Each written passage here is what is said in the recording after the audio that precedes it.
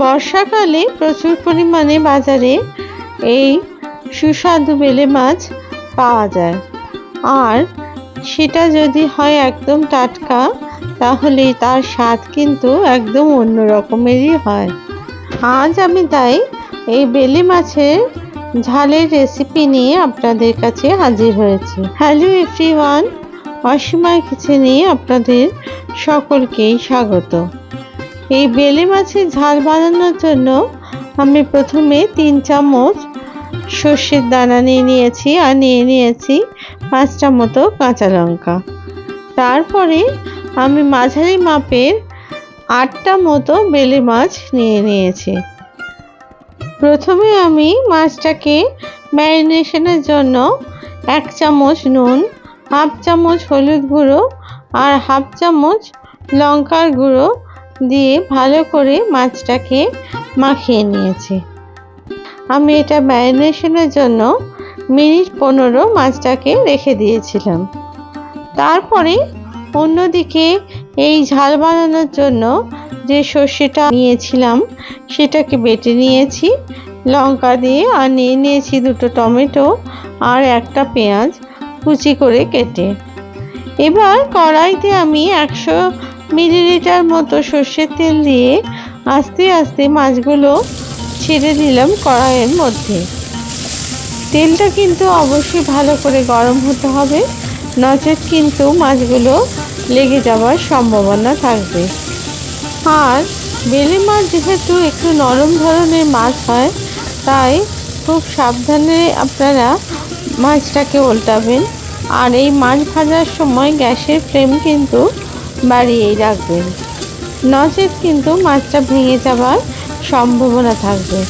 বেলে মাছ যেহেতু একটু নরম ধরনের মাছ, তাই আমি খুব সাবধানবশত এটা স্প্যাচুলা দিয়ে হালকাভাবে মাছটাকে উল্টে পাল্টে হালকা লালচে করে ভেজে নিলাম।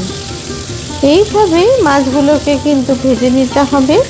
আর মাছটা ভাজা হয়ে গেলে তারপরে একটা প্লেটে আস্তে আস্তে করে তুলে নিলাম।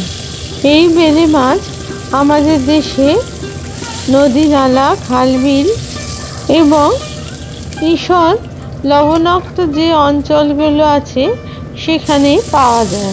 এই মাছ আমাদের স্বাস্থ্যের জন্য খুবই উপকারী মাছ। এর মধ্যে আছে প্রোটিন, ভিটামিন, আয়রন এবং ক্যালসিয়াম। আর এই মাছ যেহেতু খুব সহজপাচ্য, তাই ছোট থেকে বড় সকলে কিন্তু সহজেই এই মাছ খেয়ে হজম করে ফেলতে পারবেন। একইভাবে অন্য মাছগুলোর মতো আমি এই মাছ কটাও ভালো করে উল্টে পাল্টে ভেজে আমি একটা প্লেটে তুলে রাখলাম।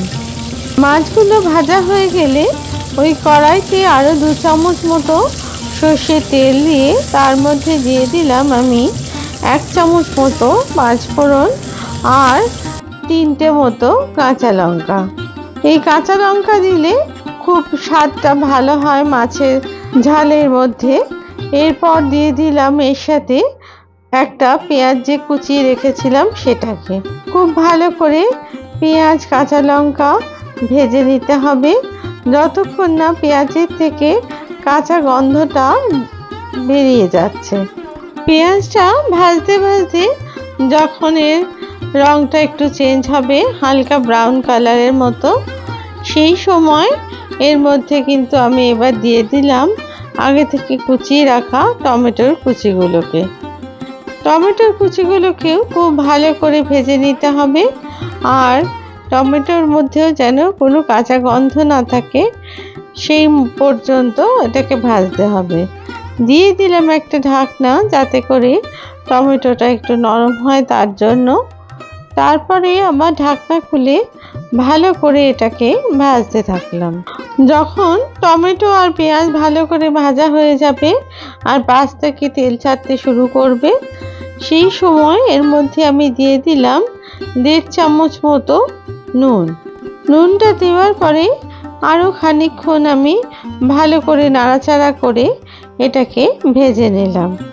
তারপরে আমি যে সর্ষেটাকে বেটে রেখেছিলাম সেটাকে আমি একটা ছাঁকনির সাহায্যে সেটাকে আস্তে আস্তে করে ছেঁকে নিলাম। আর সর্ষে বাটার মধ্যে আমি আরও খানিকটা জল যোগ করেছিলাম, 150 মিলিলিটারের মতো। তারপরে ভালো করে সর্ষে বাটাটা ছেঁকে নিয়ে আমি সেটাকে ঢেলে দিলাম কড়াইয়ের মধ্যে। সর্ষে বাটাটা ছেঁকে দিলে পরে খাওয়ার পর অম্বল হওয়ার আশঙ্কা কম থাকে।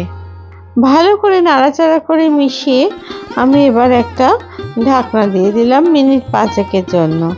মিনিট 5 পরে ঢাকনা খুলে আমি দিয়ে দিলাম এর মধ্যে 1 চামচ মতো কাশ্মীরি লাল লঙ্কার গুঁড়ো, আর দিয়ে দিলাম অল্প একটু হলুদ, 1/2 চামচ মতো। তারপরে লঙ্কার গুঁড়ো আর হলুদ ভালো করে মিশিয়ে নিলাম। এবার ঝোলটা যখন ভালো করে ফুটে উঠলো, আস্তে আস্তে মাছের টুকরোগুলো আমি সাজিয়ে দিলাম কড়াইয়ের মধ্যে, আর মাছের যে ভাজা তেলটুকু ছিল সেটাও দিয়ে দিলাম ওই ঝোলের মধ্যে। তারপরে ভালো করে স্প্যাচুলার সাহায্যে আস্তে আস্তে মাছগুলোকে সর্ষে বাটার ঝোলের মধ্যে আমি চুবিয়ে দিলাম। খানিকক্ষণ মাছের এই ঝালটা ফুটে যাওয়ার পর ওপর থেকে আমি ছড়িয়ে দিলাম কিছু ধনেপাতা আর 2টো কাঁচা লঙ্কা। ভালো করে ধনেপাতা আর কাঁচা লঙ্কা ঝোলের মধ্যে দিয়ে দিলাম।